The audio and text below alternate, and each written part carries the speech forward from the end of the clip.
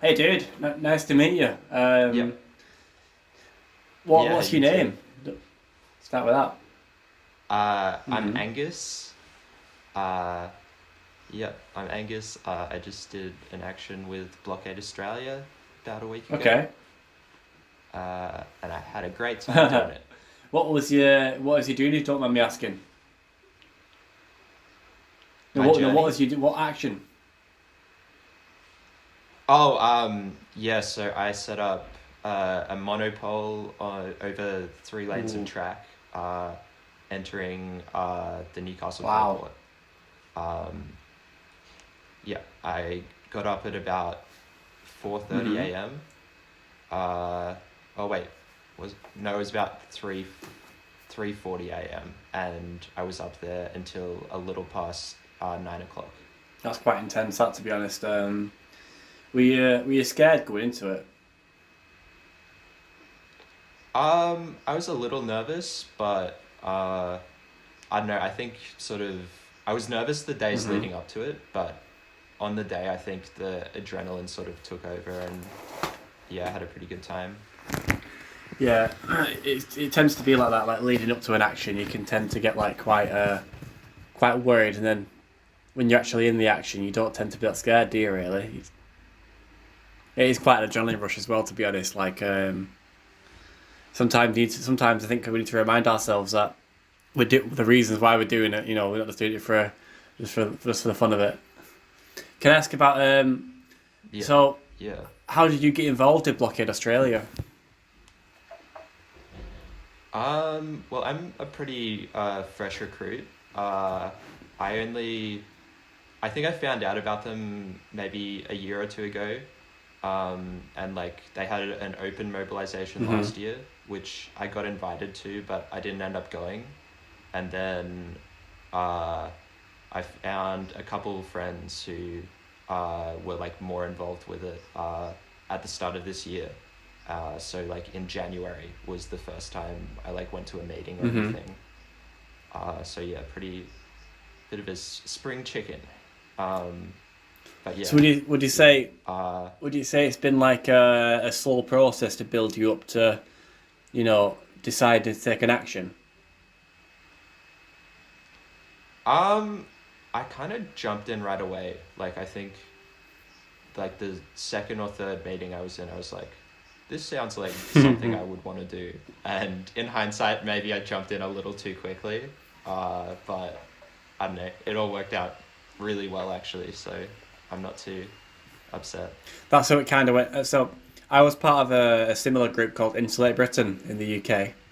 Um, and that's what it was like for me. I kind of jumped in head first as well, but I don't regret any of it. It was fantastic, you know. It's a great campaign. Um, I want to ask about your motivations then for taking that action because you must have some pretty. I usually think that people take action out of like emotional, like their emotions drive them to step into the resistance. For most people, anyway.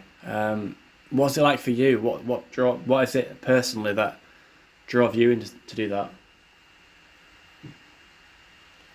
Well, yeah, I think I have a pretty similar story to a lot of people. I just sort of was casually involved in like politics and I'd like shown up to a couple Hmm. rallies and I just found that really sort of, disempowering because you show up and then you go home and nothing Yeah. changes.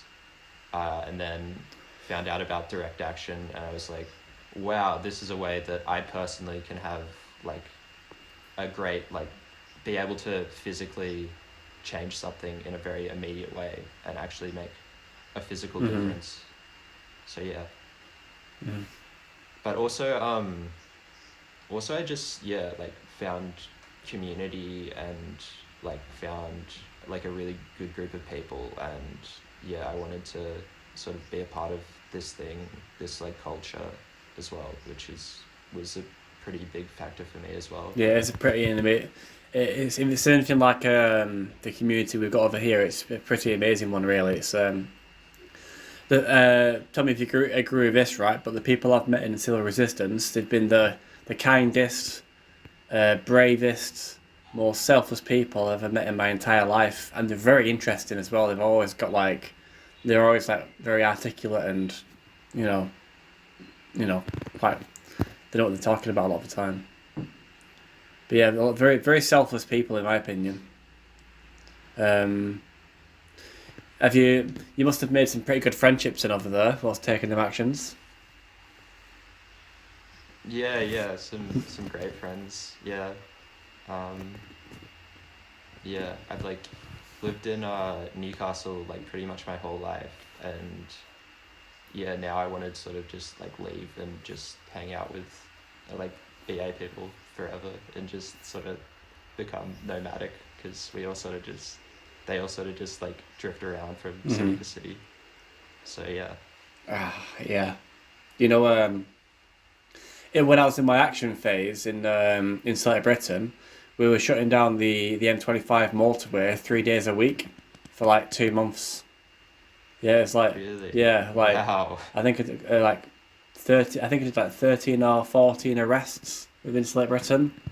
We were trying to humiliate Yeah. the government because we had the UK was hosting COP26 in our country, so we were trying to humiliate them by getting climate Yeah. activists in prison during COP, and they just saw straight through. They just saw straight Yeah. through that, and it's like when they arrested us, they just let us go with like no bail conditions, no. So it was like, what? We can go again. So we just went. We kept going over and over and over again, which was pretty fun. Yeah. Sick. That's so good. Yeah, that works out in Yeah, your we favor then. literally. It was literally it was going on for like months as well. It was so funny. Like we were in the newspapers like almost every single day for like 2 months. It's really cool. Wait, so did they just keep on letting you out Yeah, over and over yeah, yeah, again? yeah. Well, Or during Insulate Britain they whoa. did because we were, you know, they didn't want to put any climate activists in prison, whilst the UK government had all the leaders of the world come to their country so they can lecture them about climate change. You know, it doesn't really look good, does it, if they've got climate activists in prison at the same time. So it was, Yeah, yeah, that's so good. That's awesome. it was a bit like a movie really because we had to like always use burners, always make sure we're not being Yeah. followed when we're going back to the accommodations and all that kind of stuff. And then we started getting recognised as well because we were like, can you imagine we were in the newspapers like every single day for months and months and months. Like people start to notice you going, you're like walking down the street and people are like looking at you like, I've never seen him before. Yeah, I've definitely that thing about like feeling like you're in a movie definitely resonates with me a lot. Like just yeah, like driving around and just like looking in the rearview mirrors for cops or whatever. It's very sort of cinematic feeling. Yeah. I always feel like I'm in an action movie when I'm doing like a recce. You know what I mean? We're Yeah. checking out an action. It's like okay, maybe we can climb over that fence there, or maybe we can do, you know, get under that bit there. Yeah, that's Like, so cool. or we can climb up into that bit there. You know, it's like I miss it to be honest. I, I've been out of action for a while because I've been in prison for 6 months and then I've been on tag for 6 months on bail. So I've been out of action Yeah. for a year effectively. A year next Yeah, week. I when legal trouble ends, are you thinking you're gonna go back to doing like Well, the I've rest just full found out I'm stuff? going to be a dad. Like, so Oh, that kind of throws really? a spanner in the works. You know, Yeah, yeah, I yeah, mean, definitely. I know in America you've got that. You've got the new state clean slate rule saying. You heard that right? Well, it's Yeah, kind of, I think it might be similar in the UK. We've got with England and we've got Scotland, and I know that Scotland they've got like a different system entirely. So like in England, my slate's got 26 arrests on it and like several court dates and a whole criminal record. But in Scotland, it's pretty clean. So I could potentially. What I really want to do is invade an oil terminal, like shut down an oil terminal in Scotland, and then record a podcast live from the roof of the oil terminal. Like, uh, if I oh, that's take a great. couple of smartphones with me and a selfie stick, I could just like interview people whilst we're sat on the pipes. That's fantastic. Yeah. My action, I was like live streaming it, and a couple people have told me it sort of sounded more like a podcast than like a crazy activist rant, which is pretty funny. That'll be really cool if you've got any more actions coming up from Blockade Australia. If you can video call me whilst you're doing the action, we can actually have the podcast. We can actually Yeah, do the that'd be podcast fun. whilst you're on the action. Like so, I'd really like to do Yeah. that. Have you got any? Have you got anything coming up where we could do something like that? No, I can't I tell you guess about not. that, No, I'm afraid. yeah. Maybe tell me later Um, when we're not recording. That's probably yeah, smart about that, really. yeah. But no, yeah, I feel like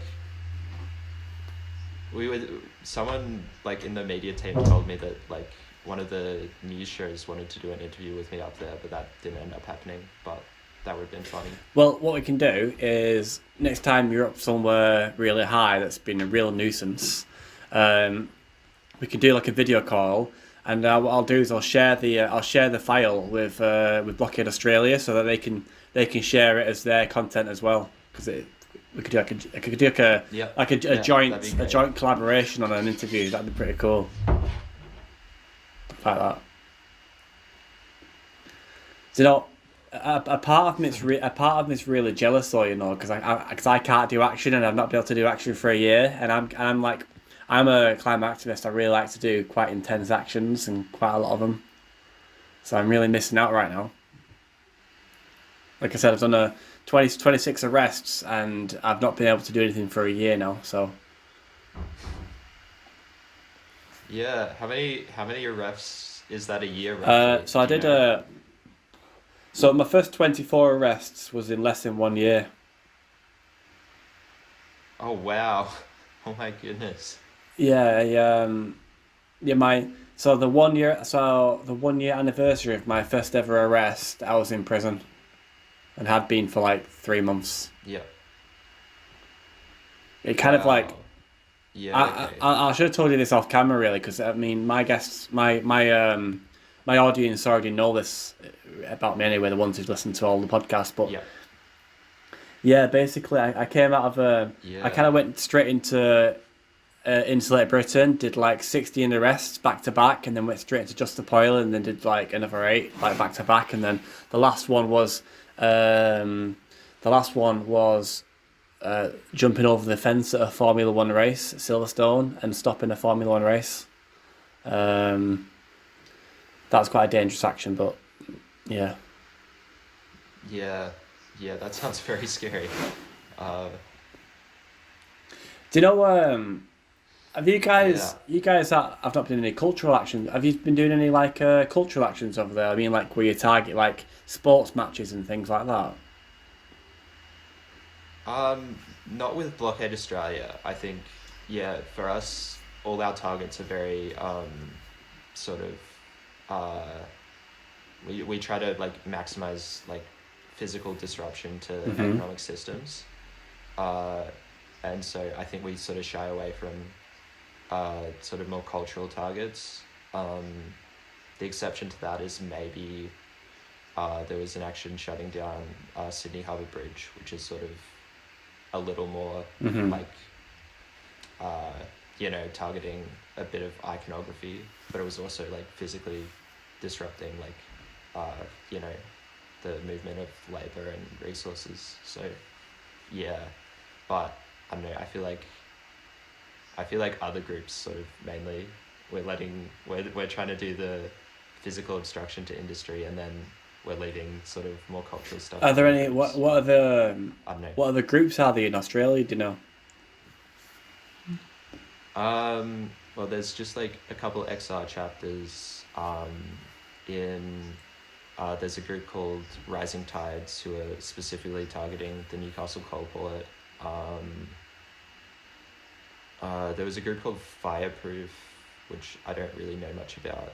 Yeah, like I said, I've only really been involved for a Hmm. couple months, so I'm not super involved with like the wider activist community. Do you think you'll do more actions? Uh, I'm definitely going to be in support of direct action going into the future. I don't know if I'll do more arrestable stuff Hmm. or not. For legal reasons, no. Uh, Okay, okay. Yeah, we need to be careful really on this podcast, talking about actions, especially future actions. Like I say quite regularly when I'm talking about bringing down the government. I quite regularly say like, I I am not planning anything, nor am I involved in any groups or discussions who are actively planning anything to do with bringing down the government. I just have to get them legal disclaimers in there. yeah, yeah, absolutely. That's great. So, what are your um, So I'm going to assume because you're in Blockade Australia, has the climate crisis played a role in your activism, or is it just mainly inequalities? Um, I think well, it's like both. Like I think personally, I'm more motivated by like sort of systemic injustice and like how this like obviously also the climate crisis, but the way I see it is the climate crisis is mainly uh, a result of like uh, wealthy people like exploiting the world and lower class people in order to sort of keep themselves rich and make their Yeah, bank accounts like 1% larger or whatever. And I think kind of spite is a pretty big motivating factor for me actually. And yeah, yeah, well, I mean, all of our societies have been exploiting something for a long, whether people or resources or nature. We're I think the system we live in tends to be quite exploitative anyway. Really, whether it's digging up coal mines or even just moving into a foreign land and taking away land from First Nation peoples. Yeah, I've been advocating on this channel for mass system change. To be honest, part of the reason I got involved in activism is because of the climate crisis and the tipping points and points of no return that can be passed and the breakdown of the living world, which we are now starting to see. And when I first started this kind of activism, I used to think that we could solve the problem with capitalism. But as I've had more conversations with people and I've yeah, got to understand what capitalism really is at its core, and have a deeper understanding of what socialism is and what communism is, um, I have realised that this system that we're all a part of is the main driver of the problem. Like I say this all the time, like a tree that's been cut down and made into planks is worth more money than a tree that's left standing, and that's kind of the root cause of the issue, yeah, in my opinion. Mm. yeah. Yeah, That's pretty sad to think about. Yeah. Um, it's worth a lot more to me standing up. I love trees. Um, but yeah. you tree hugger. Yeah, or I don't know, I've just always been into trees. I like, or not always, but like a couple years ago, I got really into bonsai, and ever since then, I've been, yeah, big fan of trees. Um, yeah, I'm in Canberra at the moment, and like a 15-minute drive from here, we have the National Bonsai and Penjing exhibition. So I'm gonna go over there and look at some trees at some point. Uh, yeah. At what point did they stop being trees and start being bushes? Though that's the first thing that comes to my mind. Uh, well, I think with bonsai, it's sort of mainly you're trying to like you're sort of trying to get it to look like a mature tree while still being small. So you've got to like try and limit the roots, and you've got to like give it like a really thick trunk, and then yeah, like nicely like prune the leaves so it looks like a full grown tree. That seems like a pretty cool hobby. Yeah, it's pretty intense because you need just like so much patience for it because it just takes so long, and the trees can live for like 300 years Wow. sometimes. So, or that like the oldest one I've seen is like was like from the 18th century, I think, and it's just still kicking. Crazy. Have you given much thought to what you gonna do in the future if as if our climate activists we don't manage to cause the changes that we see fast enough, and then we begin to see like that once runaway climate change is really well and truly locked in. Do you have like a plan B, or Mm. have you not put much thought into it yet? Mm. Uh, I think I'm actively trying to avoid thinking about that. But I don't know. The first thing that comes to mind is just like total hedonism. Just take as many drugs as I can. Wow. And just yeah. Well, that's like my first thought. So I don't know. Who knows? Uh, but I've been pretty tame so far. So maybe I'll get a bit wilder. Uh, I don't but think yeah, I I don't don't know. think taking a load of drugs is really it will really help you in such. I mean, it might make you feel better, but temporarily. Yeah, who knows? Yeah, yeah. Probably not the best idea Like getting I could just imagine you like coming on. down off like some massive like mushroom trip or like some 3 day bender, and you come out and you're like, oh shit, it's still not rained in 4 years, Yeah. but at least I had a good weekend. Yeah, yeah. Well, I don't know. We'll see what happens. Maybe not even drugs. Maybe I'll just eat as much nice food as I can and, try and listen to nice music and have nice Do you know what? experiences. I'm I not. feel like I'm that's someone who yeah. spent quite a lot of time thinking about the climate crisis and what it's going to bring into our lives. I'm not even going to try and like pop your bubble of like your think it's going to be like, because I feel that you're in quite a good space right now, and it's really quite depressing, the idea, climate breakdown. So Yeah, I think I'm pretty good at like engaging with sort of climate science enough that I know that there's a problem, but not so much that I'm just like bogged down in like the depression of it all. But um, tell you what though, I don't know.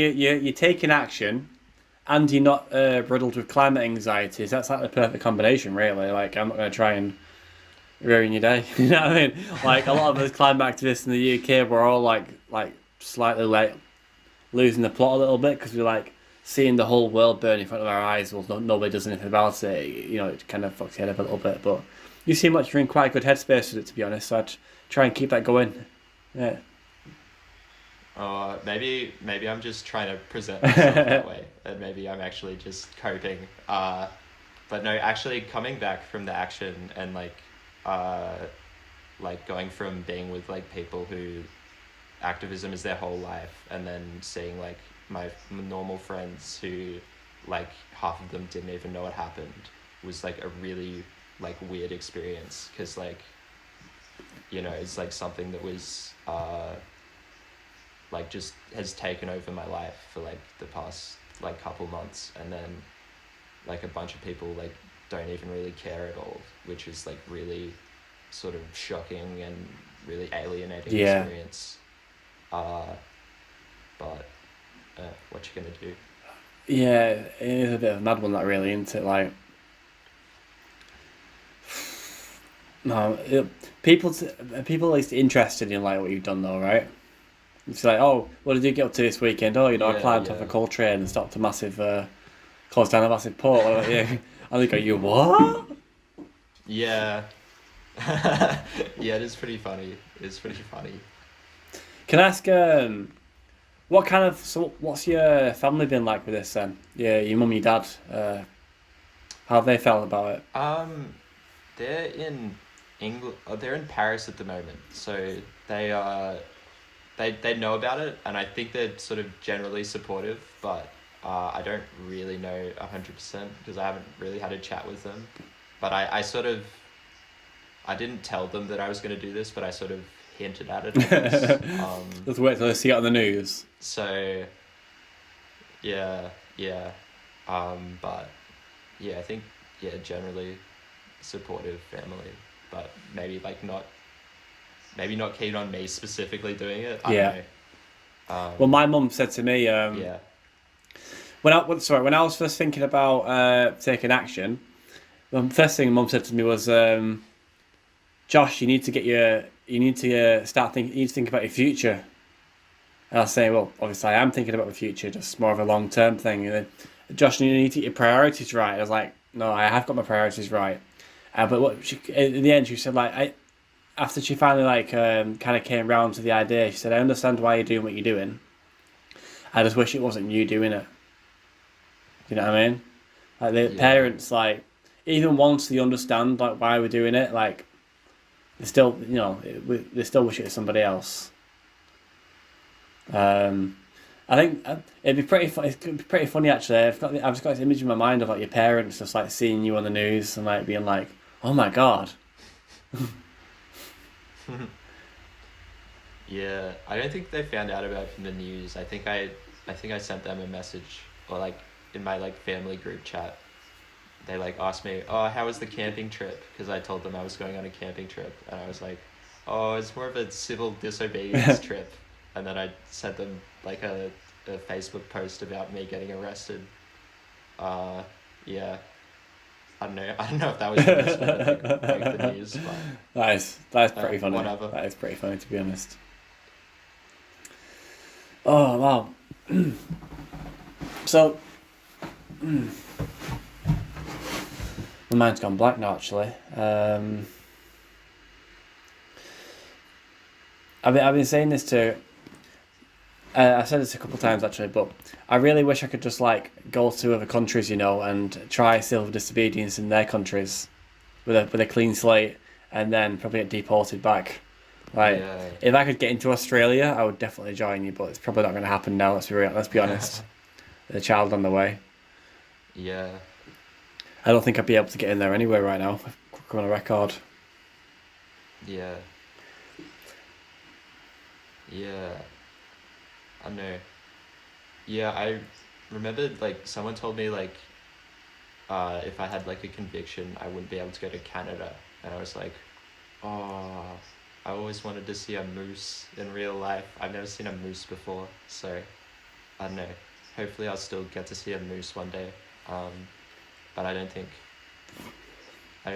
it's going to be an issue right So away have you because been? I don't think I'm going to get a So you conviction. won't have been convicted yet, then, will you? Are you on bail? Uh, I don't really know. I'm on bail, but I got pretty light charges. I got yeah really really lucky with legal stuff. So I think I'm gonna plead guilty, and then I think my legal troubles will be gone for a while hopefully. But yeah, I'm not really on top of the legal stuff. Uh, but I got friends to help me with that. Yeah, So you're a bit like me, really. I just get um, tons and tons and tons of court paperwork and tend to like not read it all. And just tell me what yeah day the court date is and where I've got to be and what time, and I'll be there. yeah yeah. Well, last year I didn't even do that. Last year I missed like 7 court dates. Yeah, it was Oh quite bad, really. I really? had like all these different court dates piling up, and I'd open a letter, see that I've got a court date, and then be like, oh right, and then like chuck it somewhere, and then like a month down the line after I'd opened about 6 of those letters, I was like, oh shit, now where are they all again? Where have I got to be? What time? I don't have a clue. So I was like, you know what? Fuck it, I'm not going to any of them. I saw it as an extension of my civil resistance, but it might have it's probably part of the reason I Yeah got remanded for 6 months when they finally caught me. yeah They weren't happy yeah. about that. So is this was Yeah, that your first arrest then? Your first my first arrest, yeah. what was it like? So how long did it take them to get you down from where you were? Uh, so they first responders got there maybe 20 minutes after so about 5 hours it took them to get me down, which was like probably I was expecting it to go for like maybe 3.5 hours, but it went for a fair bit longer than that. I think just because the spot where the action took place was like on a like a bridge, and it was like pretty far away from the city, so I think maybe it just took them a really long time to get like a cherry picker out there. Um, but yeah, so yeah, that was really cool. It was I think it might have been the longest action out of the whole Wow. mobilization. Uh, so yeah, that was pretty cool. So you've got that record Um, then, right? yeah, I think so. Yeah, because I was like watching the live stream for Cloud's action, and so that went for like I think 4.5 hours, and we were like watching it, a whole group of us, and we were like, oh my god, it's so long, it's over 4 hours, and everyone was like going crazy. And then when I was doing my action, I was sort of looking at the time, and I was like, I'm actually probably gonna be up here longer than Cloud, and I was like, that's so sick. Just to one up them, uh, which is pretty funny, but whatever. That is actually pretty funny. It's you're actually speaking to the person in Just the Oil with the longest oil silo record. The what? The longest Oh, oil sick, silo. Yeah. sick. I did 60 hours on the roof of an oil silo in Scotland. Oh my god. Yeah. Yeah, it was pretty Jeez. fucking brutal to be honest. Because on the second day, the police came up and took our sleeping bags. They took our water and our food, Oh my and like we god. had like a tarp to keep us sheltered from the rain and the wind, and they took that as well. They're obviously playing very smart, like trying to like starve us out. And yeah, the first night without all that stuff was quite difficult, but the second night without wait, let me think now. My memory's a bit foggy actually, but like um, yeah, I remember one of the nights after they'd taken everything, we were both like very dehydrated, and it was like raining a little bit. So I had like I took my coat off and threw it down on the roof of the oil silo to try and collect raindrops, then to like lick them off my coat. Yeah, it was pretty Yeah, brutal to be right. honest. Oh my god. Yeah, because I heard about the Just Stop Oil action with the two dudes climbing a Yeah. bridge, and they were up there for like a day and a half, and I was like, whoa, that's so long. But you had 60 hours. That's crazy. Funny thing is, Whoa. right? Yeah, so wait, so how did they like get your sleeping bag but not get you So guys down? we had these things called thumb locks. It's like a pair of handcuffs, but fit the size of your fingers, right? And you put your fingers around like a Yeah. bar, and then lock your fingers onto it. So I would like put my hand through a grill that I was sat on, and then lock my fingers on underneath. So there's no Yeah. way that they could get to that. But what they didn't know is I left it Yeah. just loose enough so I could just about slide my thumb out if I had to. But I'm obviously pretending like it's locked on tight, you know. Yeah. So they just look at it, they don't really know. So um, when they came up, I locked onto the bridge. Like my hand was through the grill, going through like through the floor. My friend Gabby, she had her bag with her water and her stuff on her back, and she was staying mobile, like moving around the silo. And my friend Jake, his bag was like on the floor, and he was like miles away, like on the other side of all the silos, because there was about 12 oil silos, and they all had like bridges between them, so you could actually walk quite far. And I had my bag on my back, thinking I was, safe with it. And the police came up. They grabbed my mate's bag stuff. They went to go get the girl who had the bag, but she was like running around near the edge. So they were like, "Well, okay, just leave her." And they came up to me and said, "Right." They pulled out a knife and cut the straps off my bag. They got a knife and cut the straps off my bag, Yeah, right. and then took my bag. I was so pissed off, like.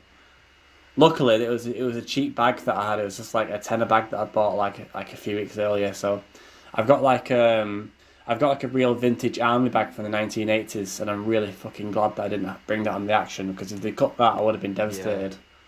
But yeah, they just Yeah. got a knife and cut Yeah, it the off. bag I had was like a little bag from like an op shop. It had like it was like tiny little blue bag with monster trucks on it. It was very cute. Uh, but yeah, just a throwaway bag. Yeah. Oh man, like I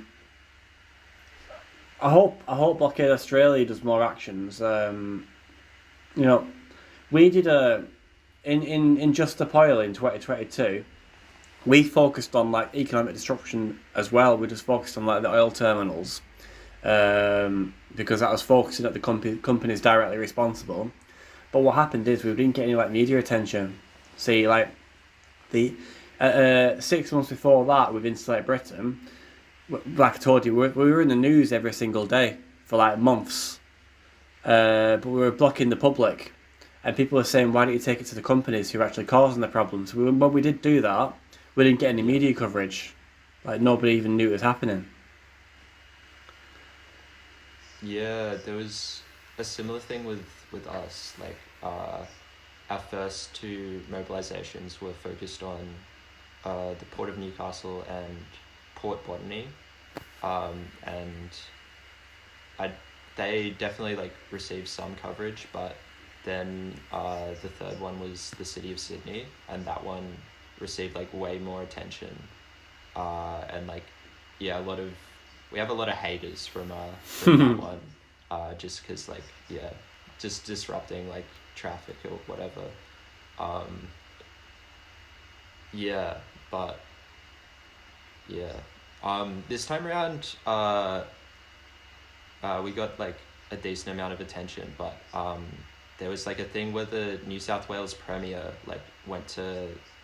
He said he was like gonna go to Facebook and try and like stop them from like letting us live stream on Facebook, um, and it's like some people have like sort of suggested that maybe they haven't like restricted us at all, but maybe we've been sort of like shadow banned Yeah. somehow. Well, Like that happens automatically, really. yeah, You know, Facebook does shadow ban you. It's quite blatant to see. Like most of the things I post on Facebook, like my own mum can't see anything that I post on Facebook. Even when she goes to my profile, she can't see anything, even though I've got it on public. Like my wow, brother can't see anything. Several of my friends said they can't. Like they literally, even when they type in my full name and go on my profile, they still can't see any of my posts. So quite a lot of people in my Facebook have said the yeah, same right, thing. So I've come to the conclusion that I am shadow banned. So that's why I've moved over to Twitter now, because when Elon Musk, I know he's got a lot of yeah. faults, but when he bought Twitter, when he bought Twitter, a lot of the shadow banning came to an end. Yeah, right. Okay. Well, thanks, Elon Musk, I guess. Don't didn't think I would be saying that in this podcast, but I there know. we go. And Um, what a clear example I've seen of that, right, is on on Facebook, Just the Poil, they have about 7,000 followers, and on Twitter they have 117,000 followers. So yeah. it's a very Wow. clear contrast between the two Yeah. platforms. One that shadow bans and one that doesn't. Yeah. Wow. That's crazy. I yeah had never considered that. Yeah. Well, I've kind of like had to consider it with doing this podcast, because I've been trying to like, you know, outreach to as many people as possible, really, and build social medias and do all that stuff. Oh. Yeah, it's actually been quite easy creating this podcast, to be honest. A lot of work goes into it though, but what do you think about the idea of podcasting with climate activists and having them share their stories? I think it's a good idea. Yeah, cause like definitely like as much attention you can bring to this as possible is like good, and I like sort of longer form, sort of like longer, more in-depth Mm-hmm. discussion. I feel like is always a good thing. Um, and yeah, like I was like pretty like politically radical for a long time, but I like I didn't have like an outlet, and I only recently found that, and I feel like yeah, if there was like more sort of if I knew about this earlier, I probably would have been involved a lot earlier. Mm-hmm. Um, and I feel like there's a lot of other people who would fit into that camp. So, yeah, definitely.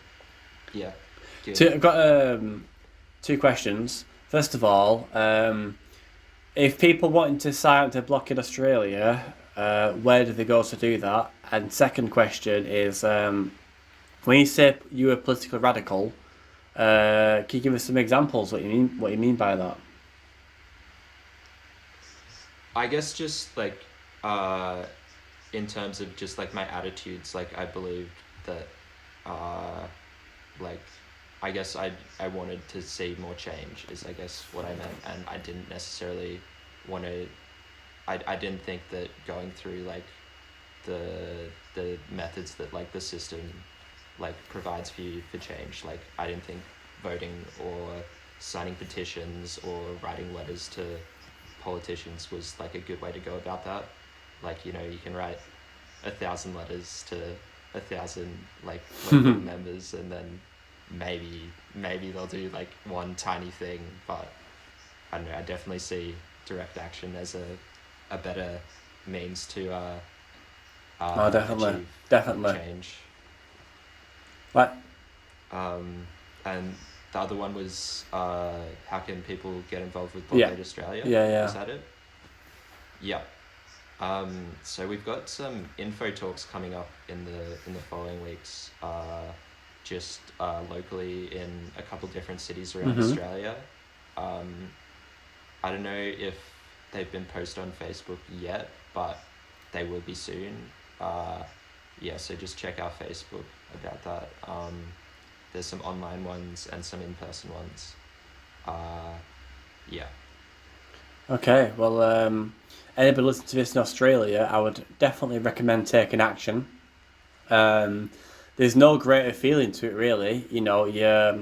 You're kind of living by your principles and standing up for what you believe in. And, at the end of the day, where in the future, when you look back on yourself, you'd be able to look at yourself in the eyes and say, that you actually really tried to do something, which I think most people won't be able to say. And you feel like you're in an action movie too. It's You awesome. actually do. It's actually quite ridiculous, like. Yeah, one day there might be a movie about it. Who knows? Who would? Go on. There was recently No, that just came out like a couple months ago called How to Blow Up a Pipeline. I haven't seen it yet.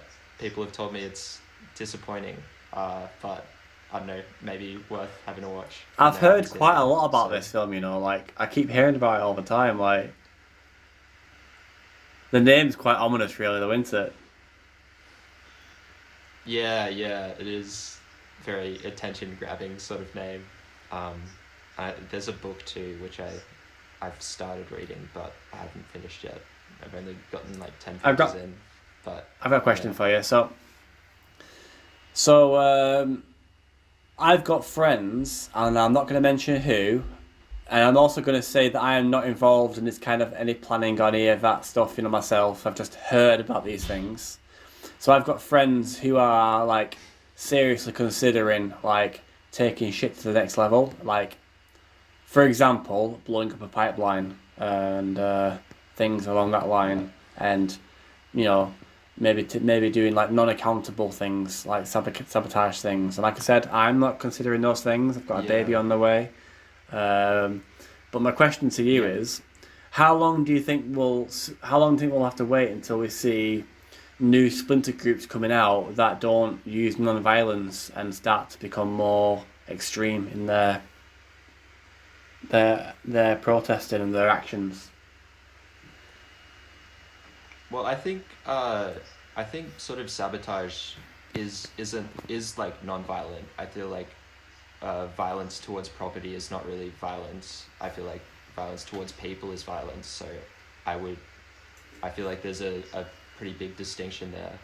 But I don't know. I feel like definitely uh once like sort of the world becomes a lot more grim, and people are like not being able to support themselves, people are getting imprisoned more. I feel like as sort of water heats up, so to Mm-hmm. speak, people get more and more desperate and take more and more radical action. Yeah, definitely. You see, I saw two very contrasting posts on Twitter very recently, and one of them was one of them was basically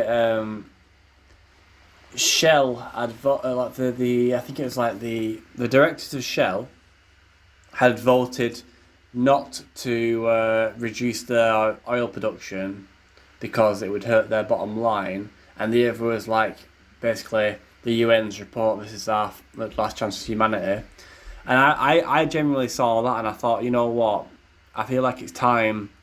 It's time for us to create our own police force and just march into these places and start arresting CEOs and company directors and politicians and making citizens arrests on them. Yeah, I was getting Yeah, as yeah, that's it would sick. be, would it really? But Oh, that.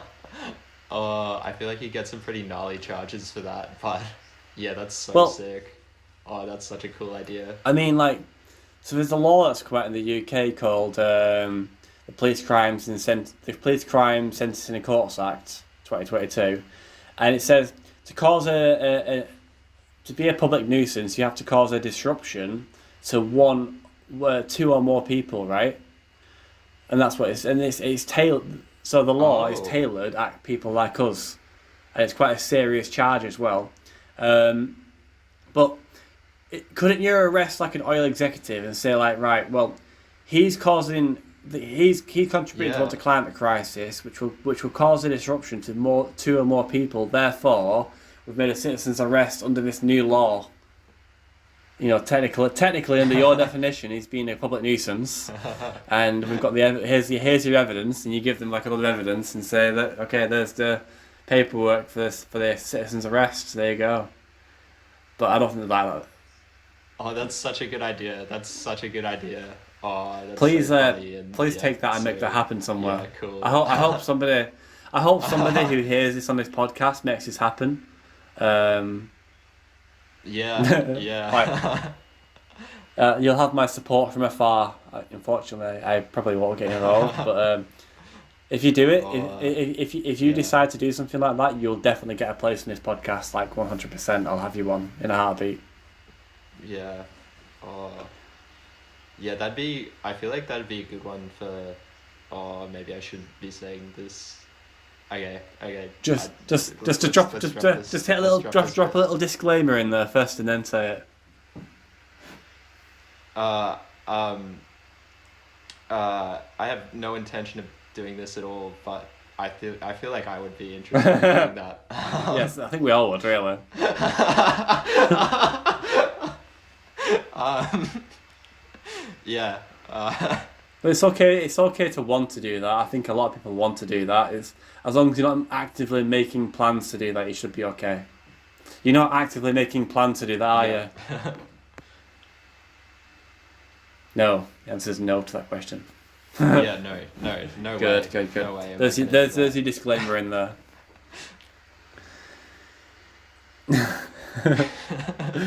Yeah, man.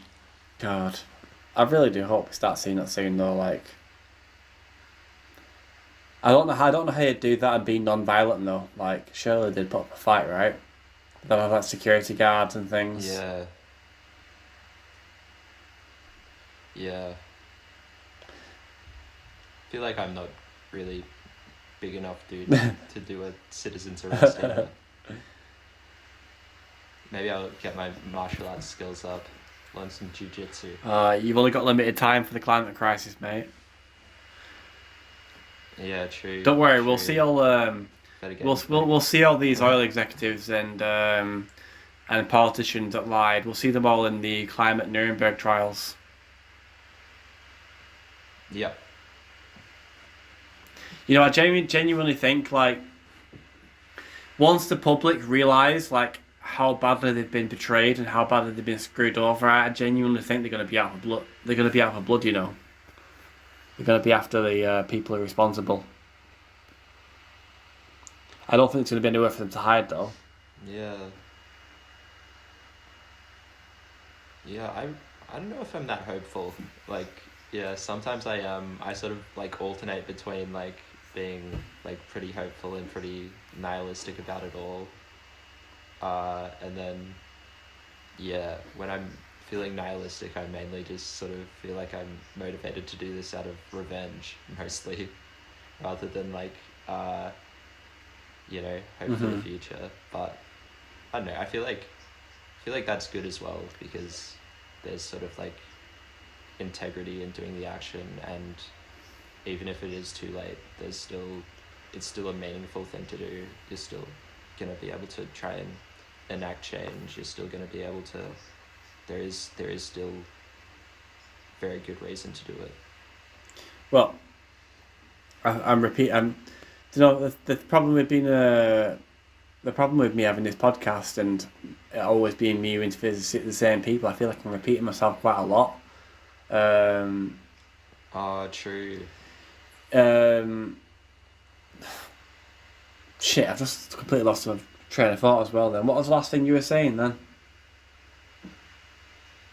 Uh, I'm not always hopeful, and Oh I'm yeah, out that for was it. revenge rather What than the thing I was yeah, going to repeat yeah. is there's still a lot of lives we could save by doing getting things ready now.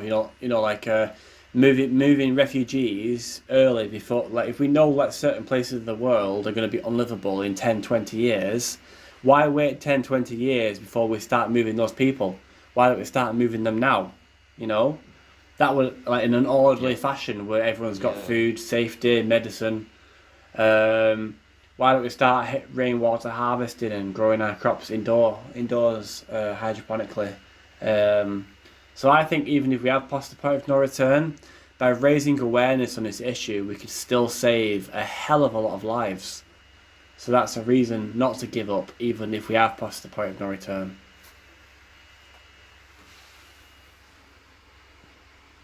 Yeah. Definitely. Definitely. You know, you're the fifth person from Blockade Australia I've had on in a row now, like 5 days in a row. The first guy, the Oh, first guy true. failed because he had no second device to record his audio on, and the audio I got was really rubbish. But I'll have to Oh. get him on again. But honestly, so there's literally been four episodes on Blockade Australia in a row, and I've loved hearing from you guys. It's been really fascinating. It's been really cool. Oh. Thank you. That's very flattering. Yeah, it's fascinating. It's fascinating to hear what people are doing on other continents. Really, I've been wanting to get. I've, Yeah. Yeah. well, to tell you what, we've got. I like to do these things for about an hour long, and we've got about 5 minutes left now. Is there any kind of things you want to talk about that we've missed out? So, like any campaigns or groups or causes or actions that you would like to share Um. on here? There's no pressure. There's no pressure if not. I don't want to put you on the spot, Oh. but Oh, I really should have like written something down beforehand. you're gonna think of something later on. You're gonna kick yourself like, oh shit. Yeah, definitely, definitely. Well, you can always Yeah. listen. Oh, Go on. I wanted to talk about. I already talked about that. The thing with the yes New South Wales Premier trying to ban live Hmm. streaming, but I did mention that already. Yeah, no, sorry, Oh, I can't think of listen. anything Don't at the worry about moment. it. Listen, if you think of something else that you want to talk about, just message me and we'll get you on the show again. Like it's no issue. Like we can Yeah, make it. yeah, I can true. make as many of these as I like. It costs me nothing. Yep, too easy. Oh, God. Well, um, yeah. Well, I don't know what. I think I'm gonna round up pretty soon because it's been about an hour. I'm just gonna say to Yep. everybody, Yeah. if you've listened this far into the show and you enjoyed it, then please do make sure you subscribe because I've noticed like only half the people who watch these videos on YouTube are subscribed. So if you're watching these and you think it's interesting and you're getting to the end, please like and subscribe and please consider donating to Patreon as well, because I don't get paid for doing this. I'm broke out of my ass, and yeah, I want to get some proper recording equipment. So any help would be really appreciated. Is there any last words that you want to say? So, like, what? This is going to put you on the spot now, but with these videos being saved on YouTube, they kind of get immortalized. So they could be seen by people many, many years from now. When once the point of climate change is past its point of no return. Is there anything you want to say to those people?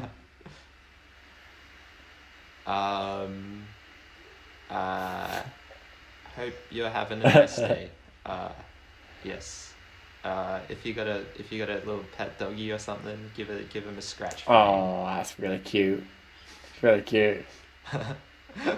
Well, I actually like that anyway. But I'll definitely just drop me a message if you want to come on the show again, or in fact, Yep. put a shout out in the Blockade Australia group chats and see if anybody else wants to come on, and see if anybody else wants to come on whilst they're on action. And yeah, that'd be super cool. it will be. It would be. Right. Okay. I think we'll leave it there. Well, thank you for coming on the show. It's been great chatting with you. Awesome. And that's a wrap. We are the tongue that speaks the truth. We are the song upon the wind. We are the courage to stand forth. We are the change that now begins. On this good green earth, we will take a stand with an open heart and a healing hand. With an open heart and a healing